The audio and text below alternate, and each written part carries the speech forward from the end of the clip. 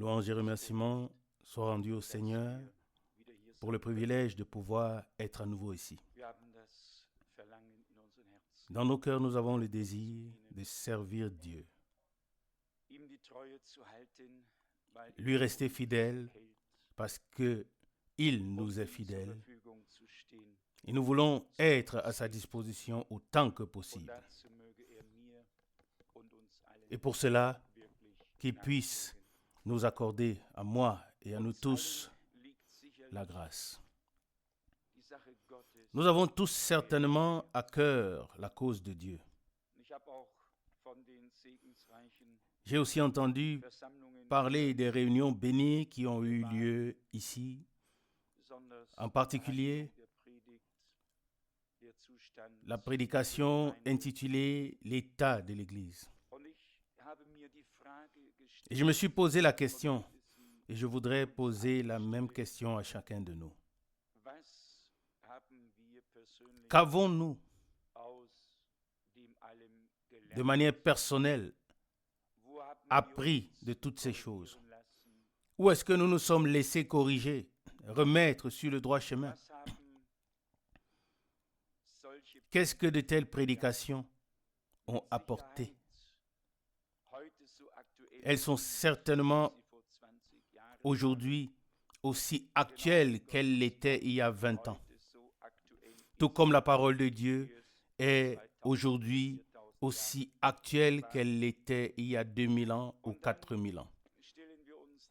Et puis nous nous posons la question, qu'est-ce que Dieu a pu accomplir? Qu'est-ce qui est resté de ce qui est divin, éternel, de ce qui vient de lui, de ce qui mène à lui et qui demeure éternellement? Et là, nous devons, je le crois et j'espère que notre frère de la DDR ou bien de la R de la DDR le comprend aussi de la bonne manière.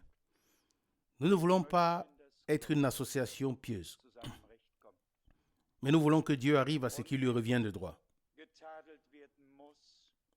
Et s'il faut réprimander, alors la parole de Dieu nous dit que le jugement commence dans la maison de Dieu, selon 1 Pierre 4, verset 17. Et si nous voulons être la maison de Dieu, et ainsi l'Église de Dieu, l'Église ce n'est pas la salle, ni les 4 murs, ni les chaises. L'Église est l'organisme vivant et le corps du Seigneur. Si la parole de Dieu dit que le jugement commence dans la maison de Dieu, et ainsi en moi et en toi, en nous, que devons-nous alors dire à ce sujet? Alors nous devons être en accord avec cela intérieurement et dire, Seigneur, ce que tu as à réprimander, à condamner, alors condamne-le. Ce que tu as à corriger, alors corrige-le. Nous voulons te servir. Amen. Et en méditant sur le sujet de la Sainte Seine, j'ai découvert un parallèle entre le Nouveau Testament et l'Ancien Testament que je n'avais jusqu'aujourd'hui jamais vu. Paul écrit dans 1 Corinthiens au chapitre 10, peut-être devrais-je lire ces paroles. Il écrit 1 Corinthiens chapitre 10, verset 20. Non. 1 Corinthiens chapitre 10, verset 20 et 21. Non, mais je dis plutôt que les païens offrent des sacrifices aux démons et non à Dieu. Mais je ne veux pas que vous soyez en communion avec les démons. Verset 21, vous ne pouvez pas boire la coupe du Seigneur et la coupe des démons. Vous ne pouvez pas être assis à la table du Seigneur et à la table des démons. Verset 22. Où voulons-nous provoquer la jalousie du Seigneur? Sommes-nous plus forts que lui? Et le passage parallèle à celui-ci est Lévitique chapitre 17 à partir du verset 3, lorsque les Israélites pouvaient égorger les animaux dans le camp ou hors du camp et qu'ils offraient leurs sacrifices. Et le Seigneur Dieu dit simplement, ce n'est pas à moi que vous les avez offerts, mais vous les avez offerts aux démons. Et cela m'a vraiment transpercé le cœur. On peut faire des choses que Dieu a déterminées, que Dieu exige. Mais si on ne les fait pas comme il l'a ordonné, et pas là où il l'a déterminé, alors la chose n'est pas faite pour lui. Et ainsi, je vous le lis dans Lévitique chapitre 17. Oui, vous pourrez vous-même lire à partir du verset 3. Et moi, je vais lire à partir du verset 5. Lévitique 17, verset 5. Les Israélites amèneront donc leurs animaux à sacrifier, qu'ils ont l'habitude d'égorger dans le camp. Ils les apporteront en sacrifice à l'entrée de la tente d'assignation pour le Seigneur, et ils les offriront en sacrifice d'action de grâce pour le Seigneur. Verset 6. Le sacrificateur en prendra le sang sur l'autel du Seigneur, en répandra le sang sur l'autel du Seigneur qui se trouve devant l'entrée de la tente d'assignation, et il brûlera la graisse qui sera d'une odeur agréable pour le Seigneur. Verset 7. Ils n'offriront plus le sacrifice de leurs animaux aux mauvais esprits dont ils se servent maintenant pour pratiquer l'idolâtrie. Ce sera pour eux, une ordonnance éternellement valable de génération en génération. Je dois avouer en toute honnêteté que j'ai toujours eu beaucoup de mal à comprendre quand il est écrit dans les prophètes qu'Israël s'est livré à l'idolâtrie. Car Israël ne croit pas aux dieux et aux idoles. Israël croit à un seul Dieu et nous le savons. Mais partout, il est parlé de l'idolâtrie qu'Éphraïm et Israël ont pratiquée. Partout, ici et là, toujours il est mention d'idolâtrie et d'idolâtrie. Et ici, nous voyons que même les sacrifices qui devaient être consacrés à Dieu ont été offerts aux démons. Mais offert dans la foi que c'était offert à Dieu. Et le service divin est devenu une idolâtrie. Et toute l'affaire était alors sous la malédiction. Et l'ennemi avait ainsi sa main au milieu du peuple de Dieu. Et si nous voulons tirer une leçon de ces paroles, alors c'est que tout ce que nous faisons n'est fait pour Dieu que si nous le faisons exactement selon les instructions qu'il a données. Tout le reste n'a aucune valeur à ses yeux et n'est pas fait pour lui. Au contraire, est fait dans l'incrédulité, la désobéissance et tout ce qui va avec. Et là, nous pouvons remonter jusqu'à Caïn, qui lui aussi a offert un sacrifice. Et il pensait l'offrir à Dieu, mais Dieu ne l'a pas considéré. Et si maintenant le Seigneur nous a accordé la grâce d'entendre sa parole en ces jours et de l'entendre encore.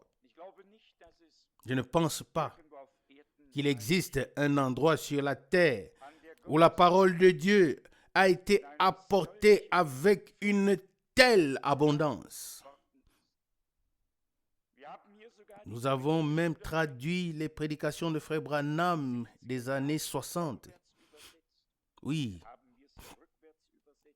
nous les avons traduits et nous les avons écoutés au moins 2 fois ici et la plupart d'entre nous même 3 fois.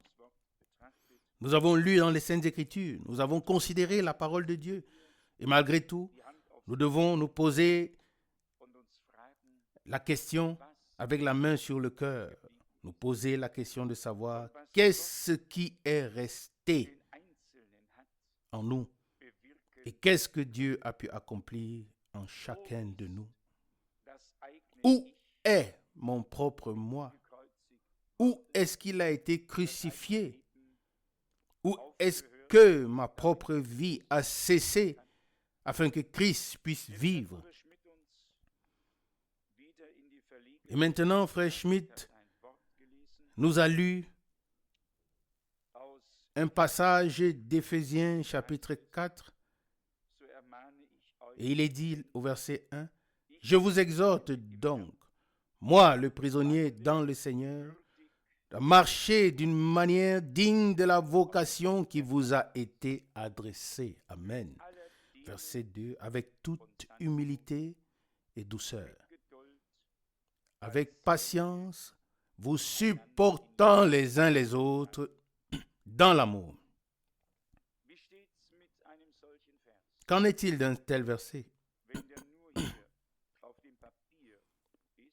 Si ce verset n'est que écrit sur le papier et ne se reflète pas dans nos vies, alors il ne sert à rien. Les derniers jours,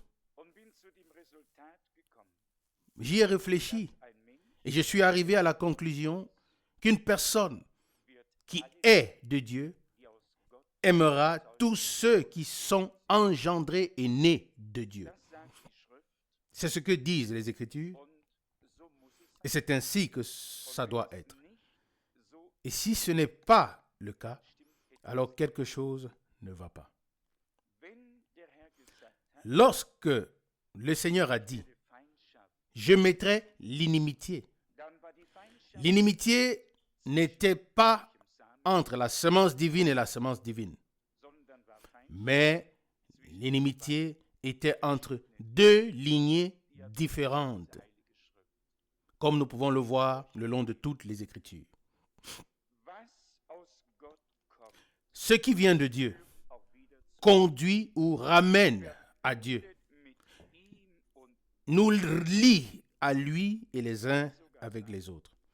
Il se peut même que, si nous continuons à lire ici, il est dit au verset 3, « Et efforcez-vous de conserver l'unité de l'esprit par le lien de la paix. » Amen. Nous reconnaissons que nous avons trouvé la paix avec Dieu par notre Seigneur Jésus-Christ. Et si cette paix de Dieu est devenue une réalité en nous, alors nous sommes des enfants de paix. Amen. Et j'ai lu un passage à ce sujet tout à l'heure.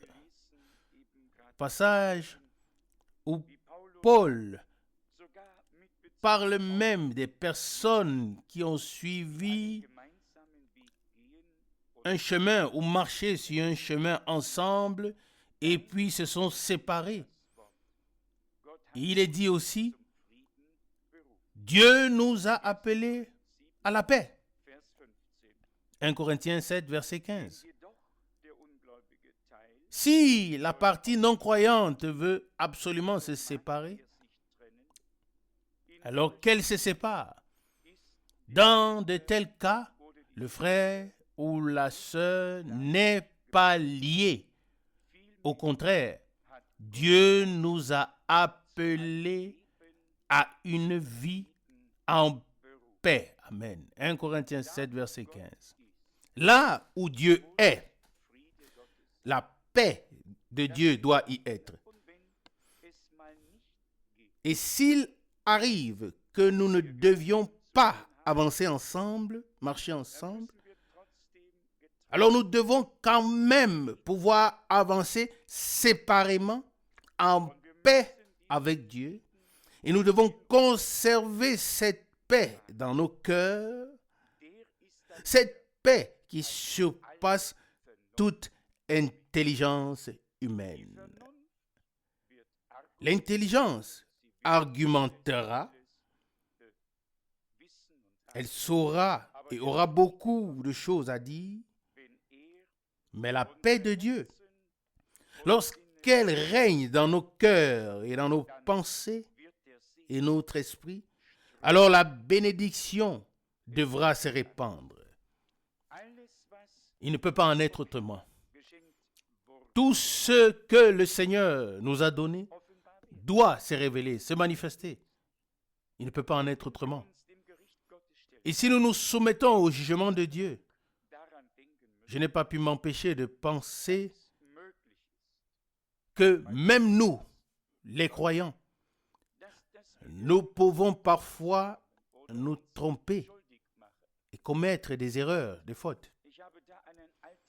Et j'ai pensé à un exemple de l'Ancien Testament. J'ai pensé à Jonas. Jonas a été véritablement désobéissant. Et à cause de lui, la tempête s'est abattue sur le bateau dans lequel il était. Jonas chapitre 1, verset 4. Et il s'était endormi comme si cela ne l'intéressait pas du tout.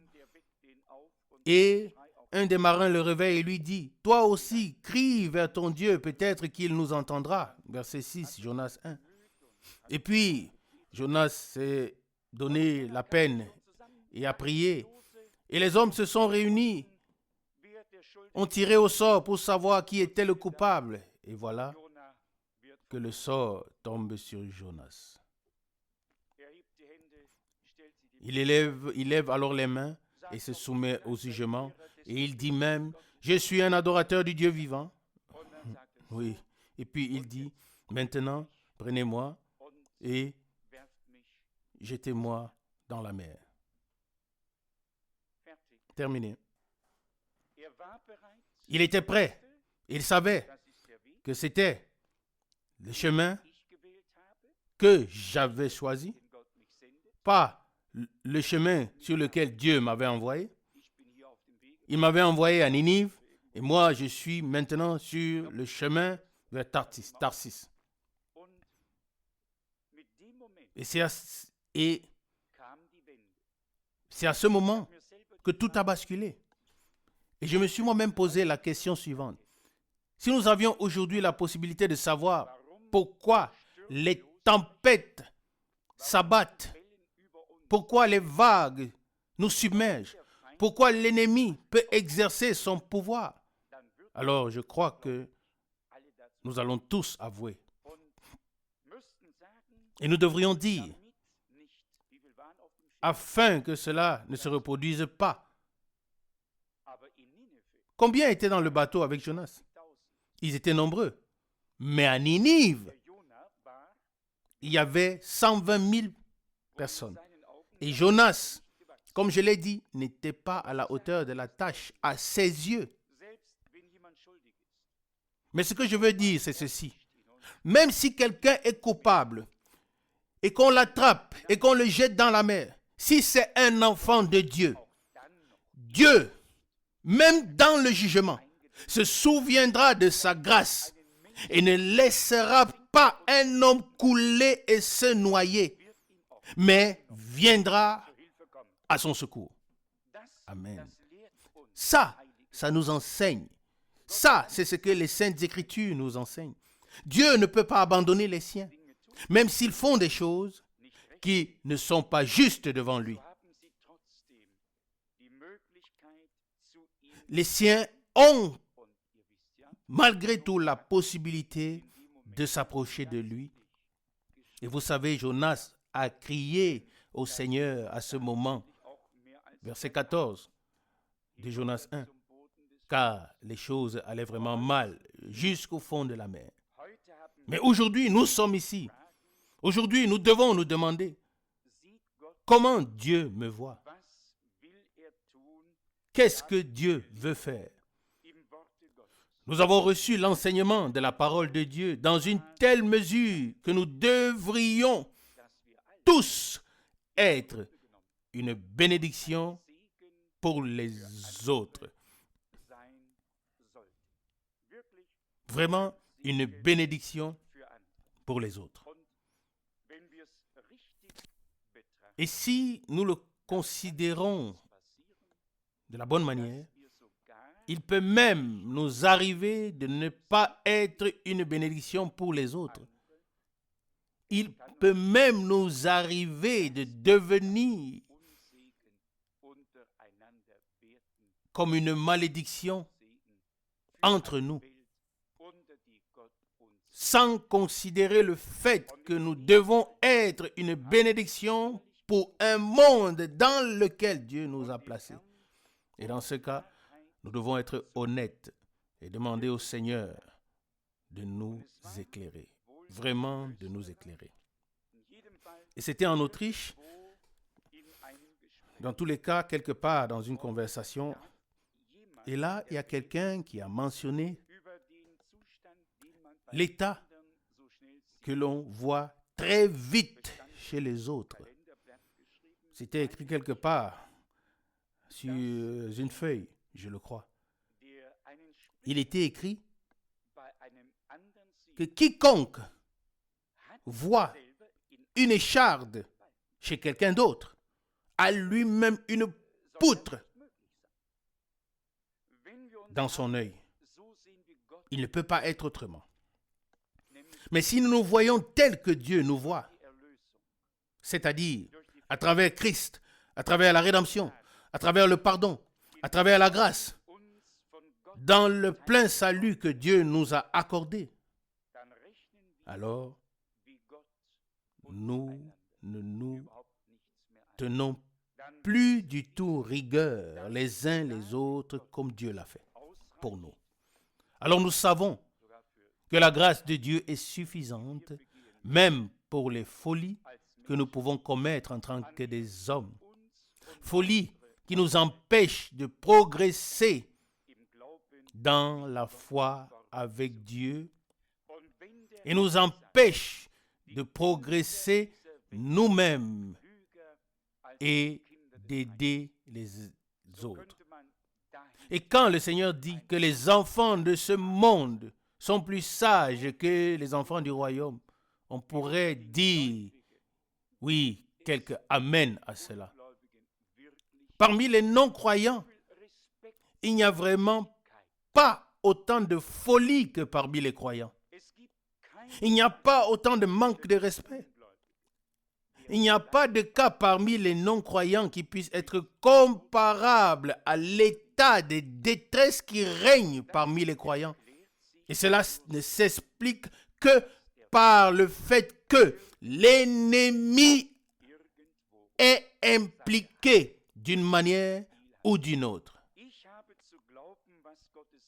Moi, j'ai à croire ce que la parole de Dieu dit, à savoir que le royaume de Dieu n'est pas seulement le manger et le boire, mais la paix et la joie dans le Saint-Esprit. Selon Romains 14, verset 17. Je voudrais revivre le royaume de Dieu avec tout ce qui en fait partie. Amen. Et je crois que depuis l'époque de Jean-Baptiste, le royaume de Dieu est pour les violents. Et les violents y entrent. Et quand ils y entrent, alors ils sont dedans.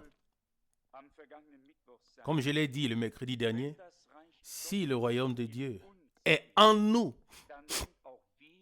alors nous sommes aussi dans le royaume de Dieu. Si la vérité est en nous, alors nous sommes aussi dans la vérité. C'est toujours une expérience de réciprocité avec Dieu. Ce n'est pas une voie à sens unique, mais toujours la promesse et l'accomplissement de ce que Dieu a promis. Nous devons donc, avec toute notre énergie, nous présenter devant la face de Dieu.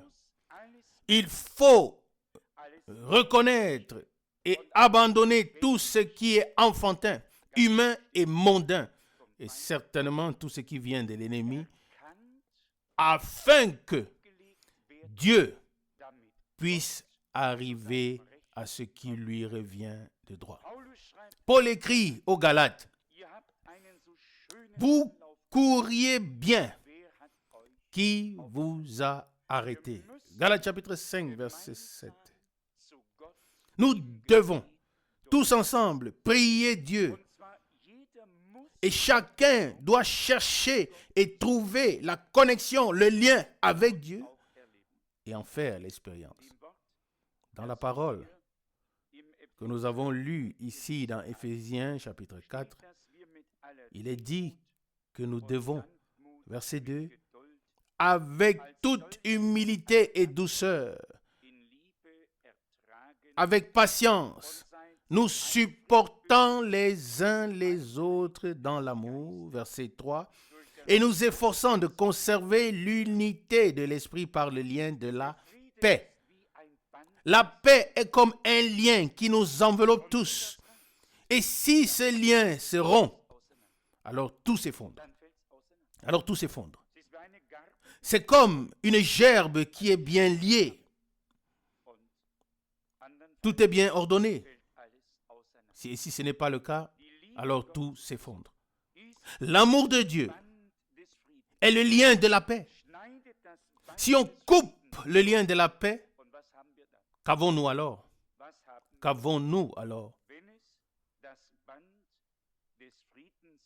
Si l'amour est le lien de la paix, alors nous devons veiller à ce que la paix de Dieu nous soit préservée. Dans le verset 4 d'Éphésiens 4, nous lisons « Un corps, un seul esprit, comme vous avez été appelés à une seule espérance par votre vocation. » Amen. C'est la même espérance que nous portons en nous, le même Seigneur en qui nous croyons, les mêmes promesses que nous avons entendues et reçues. Et bien-aimés frères et sœurs, soyons honnêtes les uns envers les autres et ayons confiance au Seigneur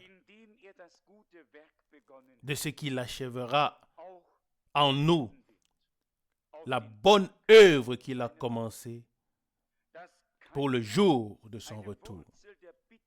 Et que personne ne laisse pousser en lui des racines d'amertume et ne reste en arrière par rapport à la grâce de Dieu, mais que nous soyons tous pénétrés par Dieu, que nous puissions tous déposer à ses pieds, et alors il fera de nous un seul corps et un seul esprit. Il faut que nous puissions discerner le corps de Christ. Et Paul le dit, qu'il y a beaucoup qui sont faibles et malades et même quelques-uns qui sont morts parce qu'ils n'ont pas pu discerner le corps du Seigneur. Selon 1 Corinthiens 11, verset 30. Le corps du Seigneur, en tant qu'Église, a été jugé en Christ, dans son corps de chair. Le jugement l'a frappé. Et lorsque nous voyons le corps du Seigneur aujourd'hui, nous voyons une troupe rachetée par le sang. Nous voyons alors des hommes sauvés. Nous voyons alors des enfants de Dieu. Nous ne connaissons alors plus personne selon la chair, mais selon ce que Dieu a fait. Le corps du Seigneur est sous le sang de l'agneau, sous la conduite du Saint-Esprit, dans la parole de Dieu. Et si nous avons ce discernement, cette distinction dans nos cœurs, de la même manière que nous croyons que Dieu nous a acceptés et nous a pardonnés, nous croyons aussi que Dieu a accepté et pardonné notre frère et notre sœur. Que nous ne mesurions plus avec deux poids, deux mesures. Vous savez que nous sommes tous des hommes. Il ne faut pas croire que l'on peut facilement mesurer avec 2 poids et 2 mesures.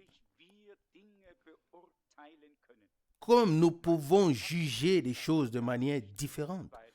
Et certains ne s'en rendent même pas compte parce qu'ils ne se remettent pas en question. Mais remarquez que lorsqu'une personne nous plaît, alors nous voyons automatiquement toutes choses de manière rose. Tout est bien. Et lorsqu'une personne ne nous plaît pas, alors tout devient d'une autre couleur. Et nous jugeons les choses très différemment. Est-ce vrai? Soyez honnêtes. Nous sommes encore tous des hommes. Oui. Mais qu'en est-il de la parole? L'homme spirituel juge tout correctement, mais personne ne le comprend ou ne le juge correctement selon 1 Corinthiens 2, verset 14. Si Dieu nous a accordé la grâce d'être spirituel, être spirituel ne signifie pas redresser le torse. Être spirituel signifie être conduit par l'Esprit en accord avec la parole de Dieu. Amen. Et je dois maintenant peut-être faire mention de frère Rousse, car ce qu'il a dit m'a touché. Et je lui ai dit aussi qu'il devrait prier pour que Dieu nous accorde le don de discernement. Et autant que je m'en souvienne, il a dit, tu as déjà ce don. Et j'ai sursauté et je me suis dit en moi-même, non, certainement pas. Et puis, il m'a donné la réponse. Le don de discernement réside dans la parole. La parole dit le droit. Et les choses ne sont pas coupées et jugées selon notre bon vouloir, selon notre propre mesure. Mais Dieu a fixé une norme et cette norme se trouve dans sa parole. Et c'est à cela que tout est examiné. Et ce qui n'est pas conforme est automatiquement faux. Et c'est ainsi. On ne peut pas changer la parole. Nous devons tous nous soumettre à cette parole de Dieu avec tout ce que nous sommes. Verset 5, Ephésiens 4. Un seul Seigneur, une seule foi, un seul baptême.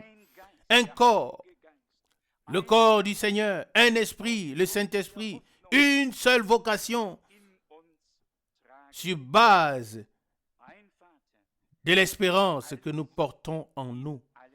Un seul Père qui est tout en tous. Et il est dit, un seul Dieu et Père qui est au-dessus de tous, par tous et en tous. Oui, par tous, pas seulement un ou deux, mais tous. Tout ce qui signifie enfant. Verset 6. Qui est au-dessus de tous, par tous et en tous. Oui, que manque-t-il encore? S'il est le même Dieu, notre Père à tous, le Père de tous, et s'il est encore au-dessus de nous tous, et qu'il peut encore se révéler à travers de nous tous, qu'est-ce qui manque encore? Ma question est la suivante. Dieu a-t-il déjà pu faire des choses et nous sommes seulement retenus par l'ennemi pour que Dieu n'arrive pas à ce qui lui revient et que nous ayons divers obstacles sur le chemin?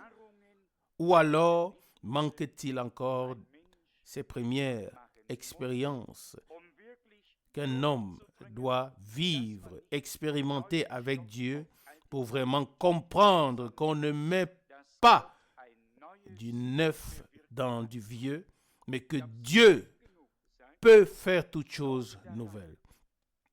Je l'ai dit assez souvent. Je crois qu'un homme, même un homme de Dieu, qu'il soit prophète ou autre chose, tant qu'il est sur terre, il demeure un homme. Mais ils ont été appelés des dieux parce que le divin était en eux. Sur la terre, il y a peut-être eu des erreurs, des manquements ici ou là, mais ils avaient une lignée divine claire, une ligne divine claire dans leur vie. Ils savaient qui leur avait parlé, ils savaient que l'Esprit de Dieu reposait sur eux et ils nous ont laissé ce que Dieu leur avait dit. Alors la même parole, le même esprit doit produire la même vie en nous. Il ne peut pas en être autrement. Chaque semence doit se reproduire selon son espèce. Ici, nous avons notre leçon. Il y a un seul corps, le corps du Seigneur. Il y a un seul esprit, le Saint-Esprit. Il y a un seul Dieu, à savoir notre Père à tous. Un seul Seigneur, une seule foi, un seul baptême. Et si nous voulons parvenir à cette unité divine, alors nous devons nous soumettre au Seigneur. Et nous devons véritablement considérer comme venant de l'ennemi tout ce qui nous bloque. Mais jamais les hommes. Je vous en prie, jamais. Nous devons faire très clairement la distinction. Nous tous, nous avons une soif de Dieu. Notre âme crie. Et si Dieu a mis une telle faim en nous, alors il va la soulager. Nous voulons laisser à Dieu ce que nous ne comprenons peut-être pas et lui faire confiance. Il y a suffisamment de choses dans les Saintes Écritures que nous ne comprenons pas. Dieu dit au prophète Osée, va, prends une prostituée et engendre des filles avec elle. Et c'est un prophète. Oui, là, nous faisons tous une tête d'enterrement. Et nous ouvrons grand les yeux, n'est-ce pas? Qu'est-ce que Dieu a dit? Ou c'est... Oui, c'est ce qu'il a dit. Vous pouvez les lire. Il y a suffisamment de choses dans les Saintes Écritures qu'aucun d'entre nous ne comprendrait. Mais ce n'est pas à toi que Dieu l'a dit. Alors tu n'as pas à t'en occuper. Dieu voulait représenter de manière imagée ce qui se passait à l'époque parmi le peuple de Dieu, à savoir l'infidélité d'Israël. Et il pouvait faire ce qu'il voulait. Il n'a demandé à personne. Il ne demandera à personne maintenant, ni à toi, ni à moi. Il ne demandera à personne. Il cherche seulement les gens qui sont prêts à faire ce qu'il a dit. Le prophète a peut-être été surpris, mais Dieu l'a dit.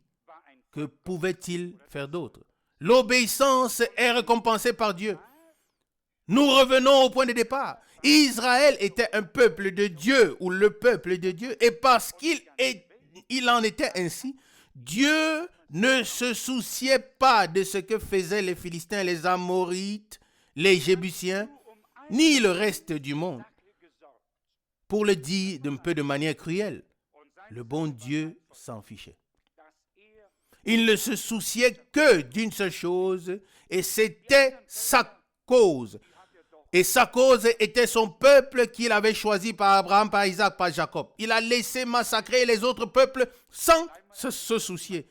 Il l'a dit lui-même. Et une fois quand cela n'a pas été fait, à l'époque de Saoul, quand on pouvait encore entendre le béglement des vaches, Dieu n'était pas content.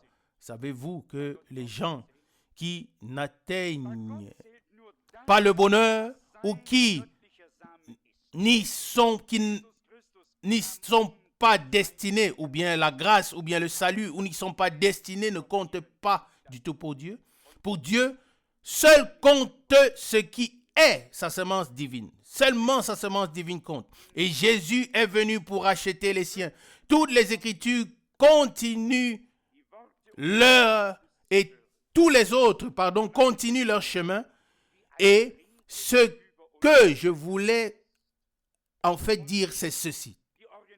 Si nous avons été trouvés dignes en ces jours d'entendre la parole de Dieu, et si un enseignement est tombé sur nous comme la pluie, et si nous avons trouvé notre orientation, alors efforçons-nous de vraiment tout faire selon la parole de Dieu afin que le service divin puisse redevenir le service divin et que chaque chose qui se passe puisse plaire à Dieu afin qu'il puisse bénir.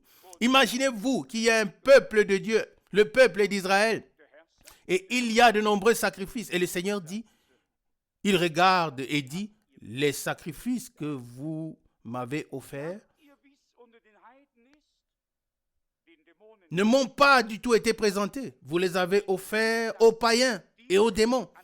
Les sacrifices que vous devez m'offrir, apportez-les à l'entrée de la tente d'assignation, c'est-à-dire à l'endroit où Dieu est entré en contact, a rencontré son peuple et a établi la communion, l'alliance.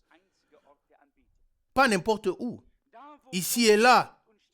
Rappelez-vous la prédication, le seul lieu d'adoration de Dieu, là où Dieu détermine le lieu, le moment, le nom et la manière dont les choses doivent être faites. C'est là qu'il rassemble son peuple. C'est là qu'il donne ses instructions. Et c'est là qu'il faut faire ce qu'il a ordonné.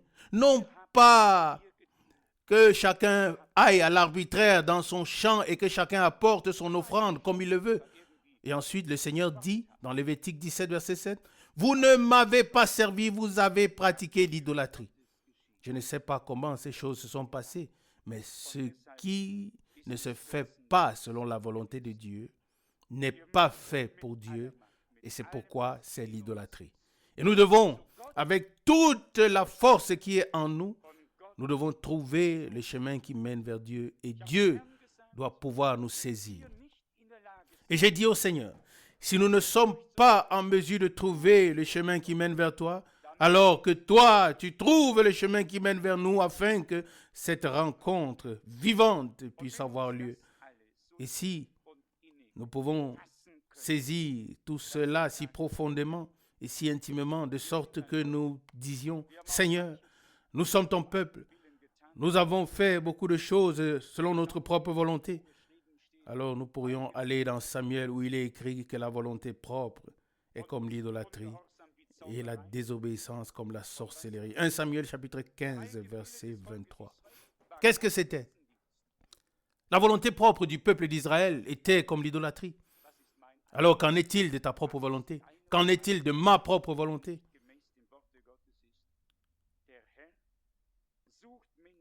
Qu'en est-il de ton affaire, de la mienne, qui n'est pas en accord avec la parole de Dieu?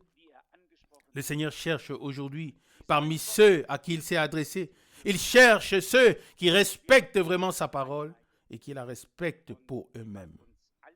Et nous avons tous une tendance qui est peut-être innée chez nous tous, mais seulement par la naissance naturelle. Nous avons une tendance à vouloir juger les autres, mais jamais nous-mêmes. Que Dieu nous fasse vraiment grâce.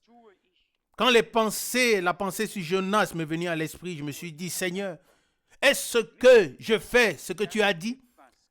Est-ce que je le fais correctement? Est-ce que je le fais selon ta parole? Il ne s'agit pas seulement de faire quelque chose. Tout le monde peut faire quelque chose aujourd'hui. Ou est-ce qu'il n'y a pas de programme religieux? Et plus on fait des choses, mieux ça semble être. Mais ici, il s'agit de la parole de Dieu, du peuple de Dieu, du corps du Seigneur. Un corps, le même corps du Seigneur. Une église, l'église de Dieu. Une vérité, sa parole. Un Dieu et Père de tous, pour tous, par tous et avec tous. Que nous manque-t-il alors? Si nous nous soumettons les uns les autres comme il convient à Dieu, et si nous disons au Seigneur dans la prière les choses que nous voudrions voir changer, qui peut diriger les cœurs? Toi et moi? Non. Nous ne sommes même pas capables de bien connaître nos propres cœurs. Nos propres cœurs nous trompent. Mais il y a un seul qui sonde et examine les cœurs et les reins et qui sait exactement ce qui se passe en nous. Il ne condamne pas, il ne rejette pas, mais il veut que nous acceptions la correction. Il veut que nous comprenions une fois pour toutes que Dieu, et je le dis maintenant de cette manière, il veut que chacun puisse suivre sa propre voie, mais pas son peuple. Il a racheté son peuple à un grand prix. Et son peuple est trop précieux pour lui pour qu'il le laisse suivre sa propre voie en regardant simplement ce que nous faisons, comme si cela lui était agréable. Tout doit être fait selon sa parole. Et ça, c'est le fil rouge qui doit, ou bien que nous pouvons voir dans toutes les Saintes Écritures.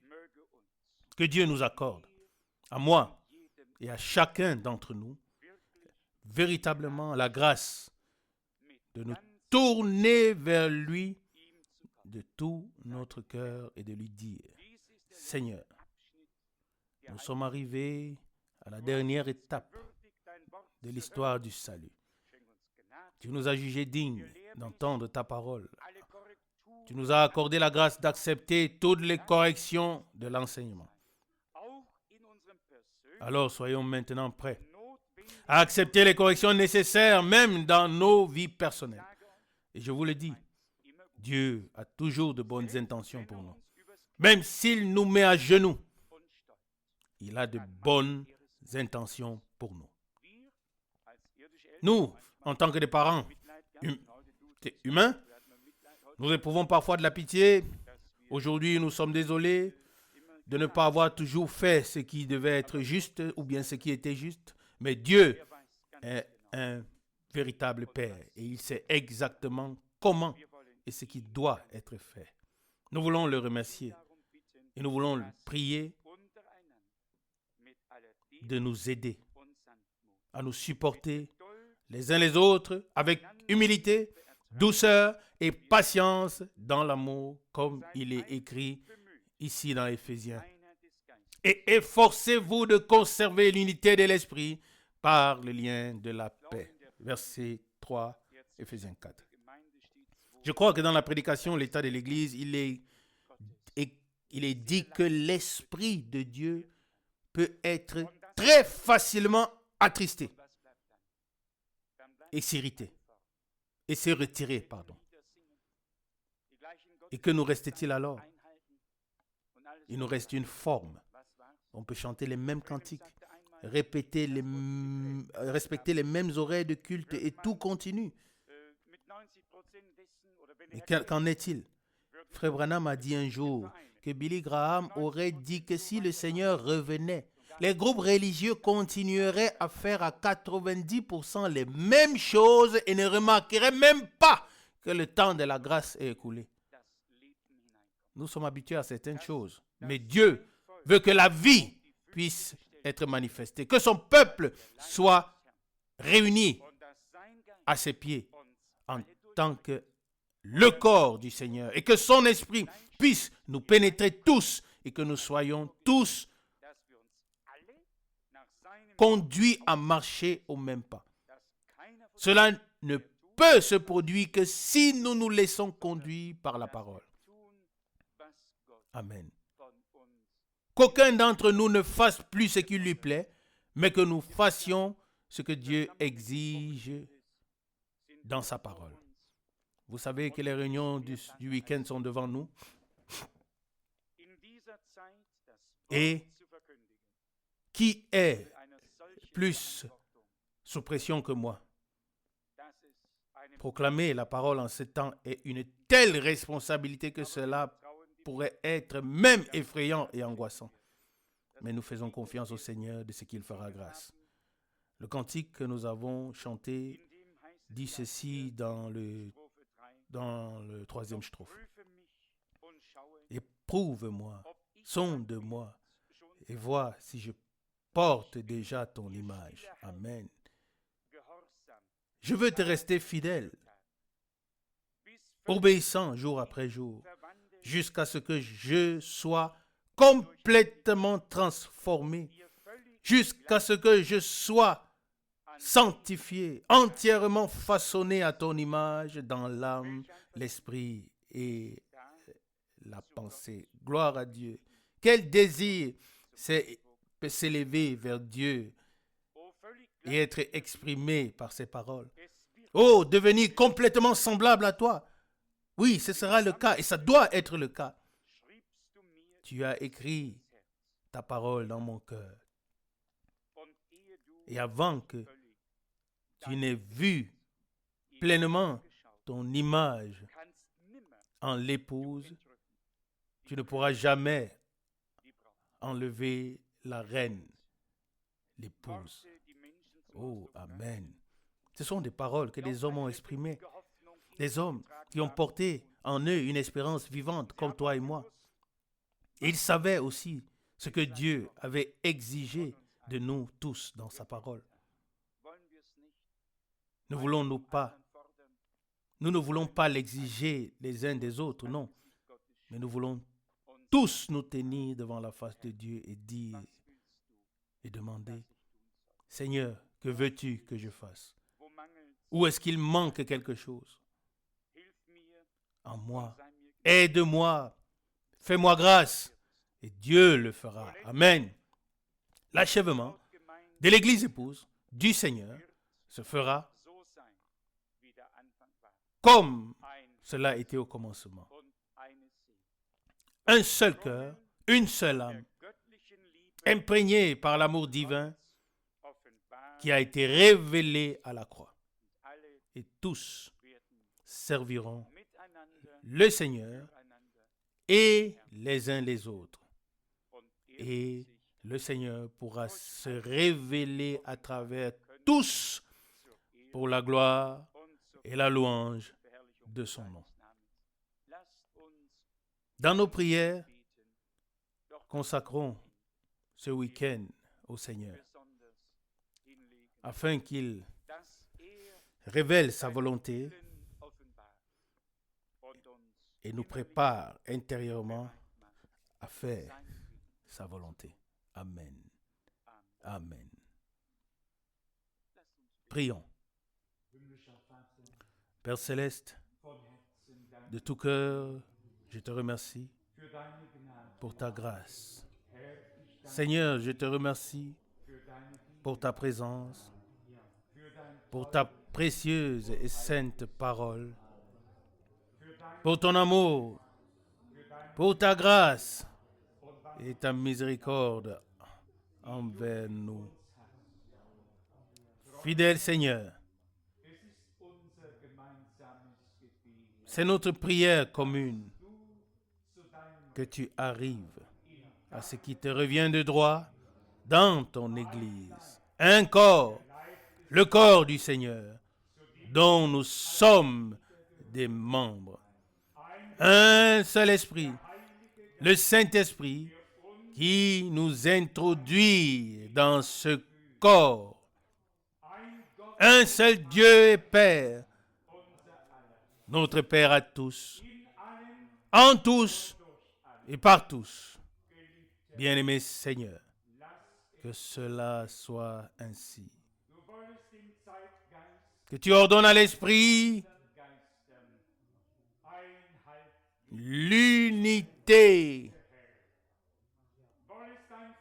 Que tu ordonnes l'unité à l'Esprit du temps et à tous les autres esprits. Seigneur bien-aimé, exige-le pour ton peuple, car tu l'as racheté par ton sang précieux et saint à la croix de Golgotha. Seigneur, révèle ta victoire. Ce soir, je te prie, je te demande une chose. Accorde-moi, ainsi qu'à chacun personnellement, de venir devant ta face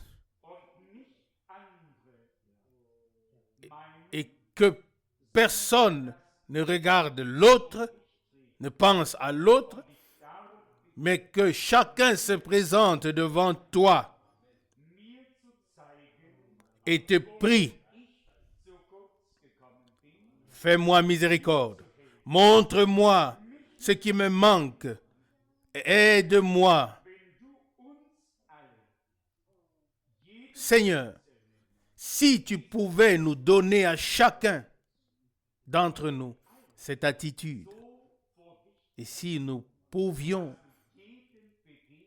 tous nous présenter devant toi, de sorte que tu puisses visiter chacun d'entre nous, car tu as parlé à chacun personnellement. Et c'est ainsi que nous venons aussi à toi d'une manière personnelle. Quand il s'agit de bénédiction, nous prions pour nous tous.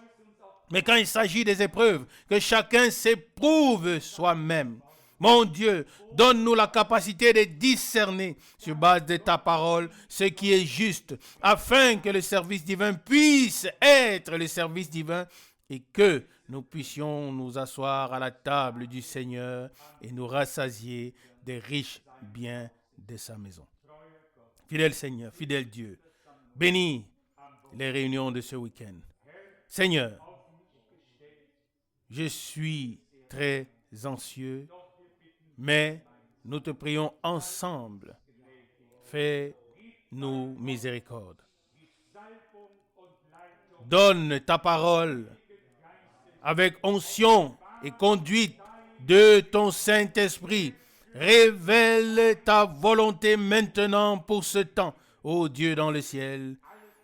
Tu laisses tous les peuples faire ce qu'ils veulent, mais ton peuple, non. Tu laisses toutes les églises faire ce qu'ils veulent, mais pas ton église. Tu bâtis ton église et tu l'achèves pour le jour de ton retour. Nous nous plaçons ensemble sous ton précieux et saint sang. Et nous voulons toujours discerner ta souffrance. Bien-aimé Seigneur, fais-nous grâce au nom de Jésus. Amen. Amen.